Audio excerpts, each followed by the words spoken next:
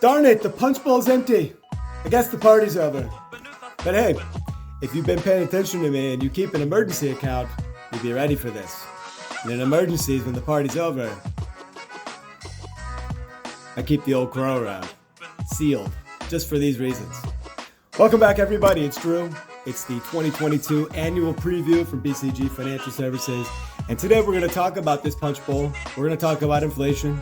We're going to talk about your investments, a little bit of politics, and then a couple bright spots out there that I'm trying to get you to see. So, what is this punch bowl I'm talking about?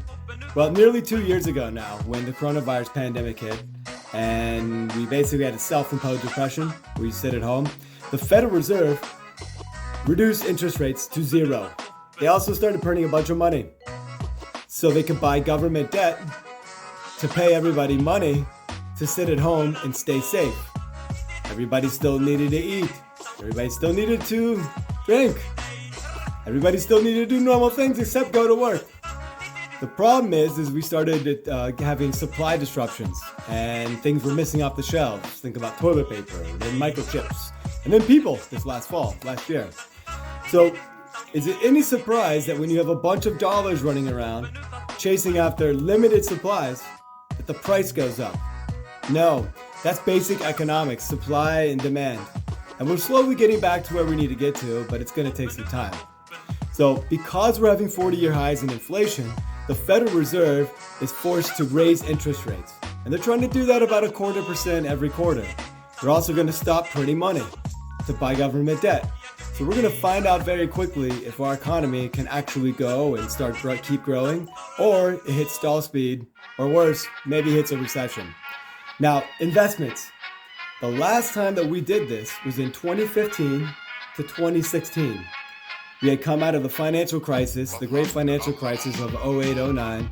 They kept 0% interest rates, printed lots of money, and then they decided at some point to stop.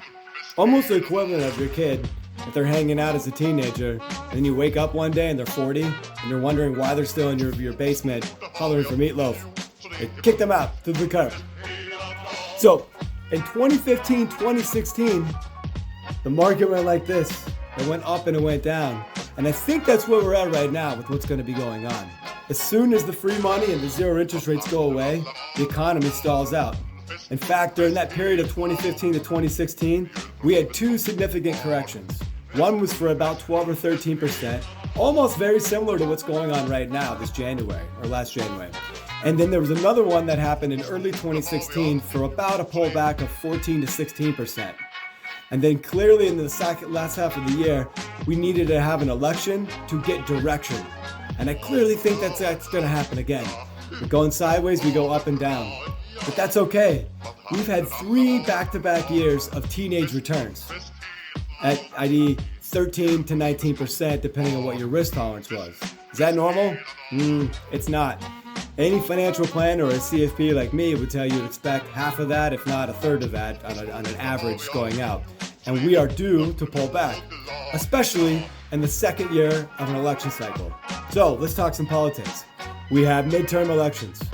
We probably already have a lame duck Congress and president. In fact, I don't think that's much of a going out on a limb and just saying that right now, but it officially will happen this fall. Now, because of all-time highs in inflation, you got to ask yourself, do most people going to vote care more about pronouns or inflation? I'm not going to tell you which one I care about, but I know it's becoming a lot more expensive to live your normal life. And that's a problem for most people. They will take that out on politicians, and depending on how many Trumplicans, that's Trump Republicans, because it's not been the same, get elected this fall, your taxes are most likely going to stay lower for longer. And why? Because the 2024 election will be about tax cuts and keeping those tax cuts in there for permanent for the middle class. Permanent with quotation marks. They can always change that around.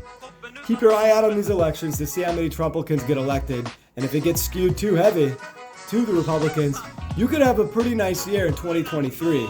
Not so much this year, but 2023, which is the third year of a presidential cycle where things tend to go up higher. 2024, you're going to be looking to rent a cave off of Airbnb. Just saying. So, a bright spot number one is your taxes are going to be lower for longer. Probably a lot more than you expected. You're going to get the full 8 years of the Trump tax cuts and possibly another few years after that. We'll wait and see. The second bright spot that's out there, all we hear about is everybody just quitting or retiring out there or just not participating in the labor force. I personally notice a really big increase in bums on the street, and I hope that gets fixed sooner than later. So, where are all the people going? If they're quitting, what are they doing? Hanging out at home, like I said earlier, at mom and dad's place? Well, what you may not have seen is there was a record amount of small businesses started last year. 5.4 million. Almost a million more than 2020, and that's almost 2 million more than 2 years before that. That is amazing for our way of life here. In a democratic capitalist society that we live in, we nurture small businesses that grow into middle size, that grow into large dominant companies. Remember, Apple started in a garage. Many of these new small businesses are going to open and fail in the next 5 years, but the ones that don't become tomorrow's big companies. So that is a major positive. The third thing that I want to bring it to an attention, and you probably already recognize this, is that people are back living their lives again. We are learning how to live with coronavirus. We certainly know more than we did a year ago, and a hell of a lot more than 2 years ago. Now, the people figured it out, but the governments and corporations are a little bit slower. But this year probably will be a transition year, depending on how many variants come out or not, which there are going to be more, about getting back to normal. And getting back to normal we will. So, stay warm out there. Stay safe. I'll see you next quarter. Toodaloo. Here's the legalese.